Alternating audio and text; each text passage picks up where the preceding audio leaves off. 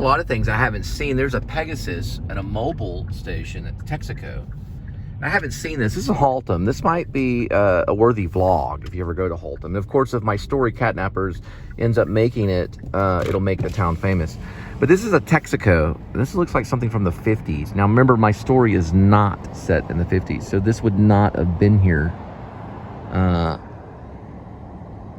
when I was younger. It would not look this way.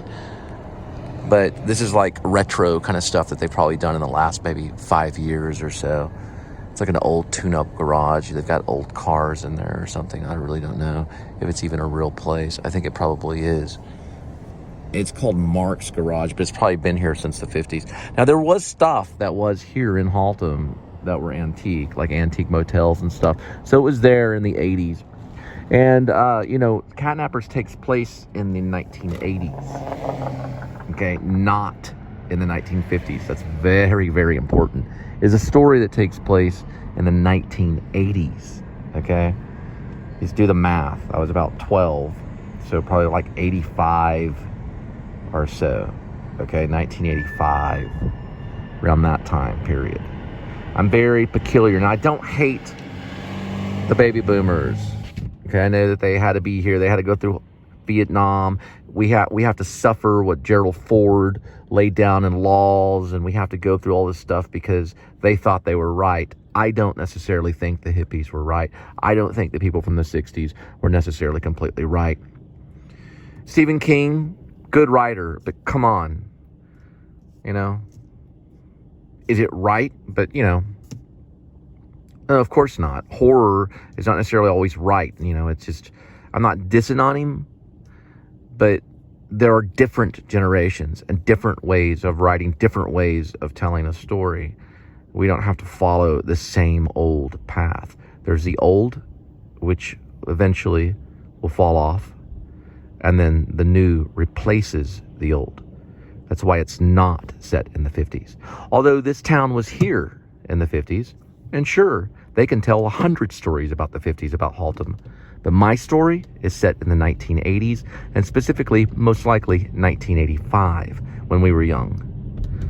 Okay? Because we exist in that time, not in their time. There's a difference. We carried around the knife, the hunting knife that looked like Rambo. We talked about, you know, maybe Full Metal Jacket and Kubrick, even though we probably didn't know Kubrick's name. But we still talked about those types of movies because they were out in the 1980s. And we were affected by movies in the 1980s and things like that. That's when it was set. We were real kids that used curse language, right? We smoked Marble Lights. We carried around Chinese stars and firecrackers. We were more advanced, or even more of a thing to deal with than the kids from the 1950s that were chewing bubble gums and acting like their parents. We were not necessarily acting like our parents. We were playing Dungeons and Dragons, okay? They didn't play Dungeons and Dragons in the 1950s. They watched Mickey Mouse, okay? Now, I'm not saying that, you know, I'm saying that every generation is different for a purpose, for a reason, for advancement, right? And I'm not dissing on Stephen King. I think Stephen King's a brilliant writer, but it's not Stand By Me, and it's not The Body. It is The Catnappers. It's a separate story. It's got flaws for a purpose, right? Because we were affected by their generation. We had to survive the generation of Vietnam because we came out of that generation and then grew up in the 80s. But we learned some certain things, okay, from that. So it's very specific. This is a story in 1985. This is like when, you know, Platoon was coming out. Platoon had already come out, things like that. Or it was about that time. Same with Full Metal Jacket was out around about that time. And I think the kids are like 13, between 14, or I don't really remember the exact age. I'd have to find out their exact age. And I don't really have to really tell their exact age either. But they're around, they range in ages and stuff. See, the thing about, I think, coming out of a generation that's very populated is the artwork is amazing, right? Our artwork is not the same as the artwork going back in the 1950s. Okay, we don't have the same type of filmmakers and the same type of writers and storytellers that were from that era. They were great because they had to be great, because they were dealing with a population problem, an overpopulation. We're a different type of group that have been catered to in a certain way that's caused a lot of problems as we gotten older. And there's a lot of people that's come out of the 1980s and 90s that have what's known as an identity crisis.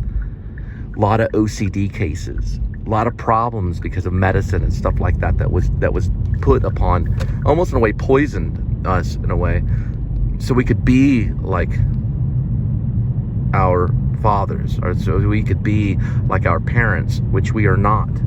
We are a different generation. We're similar, we're from that bloodline, but we are not them. We are our own people. Catnappers is very different. I mean, if you watch Catnappers, or you read it, I don't think it's going to be anything like The Body. Okay, I don't have that type of linguistic ability. I don't claim to. I was simply just trying to tell a story. That's all I was trying to do. You don't have to publish it because it's already published. It's what's called self-published, which goes on a lot with writers and storytellers of our generation. Okay? We self-publish ourselves because we don't cater to the empire, as you would say. We just cater to our own. We cater to our own. That's what we look out after our own. Okay? And we're messed up people. Anyway, so check out Catnappers. It's under Ash Cole, under Fiction Press.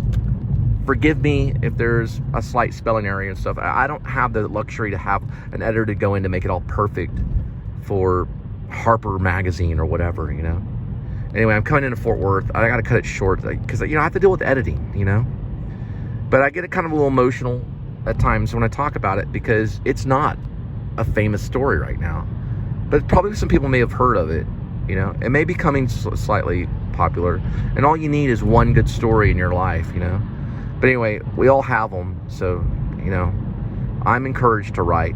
And I'm trying to do a sequel of another book that I've been writing to, which is a sequel to Chin, which is kind of about the pandemic and what we're going through. Writers have it kind of harsh because they're the ones that are supposed to be kind of like the mega losers kind of thing. But anyway, I gotta. The vlog is over. My sonar's going off. I'm trying to make a right-hand turn and get you information at the same time. Have a good night. Please subscribe show. YouTube Cole Spivey. Yeah, man.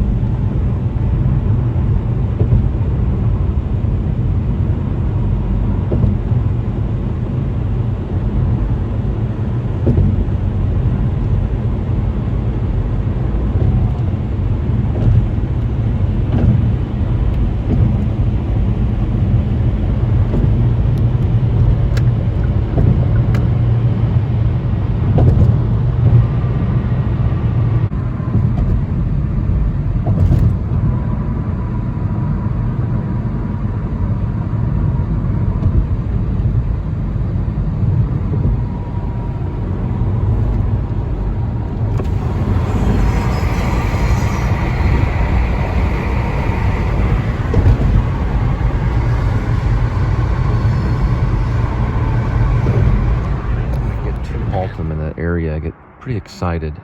It's a brilliant thing to go back and see your own memory right in front of you.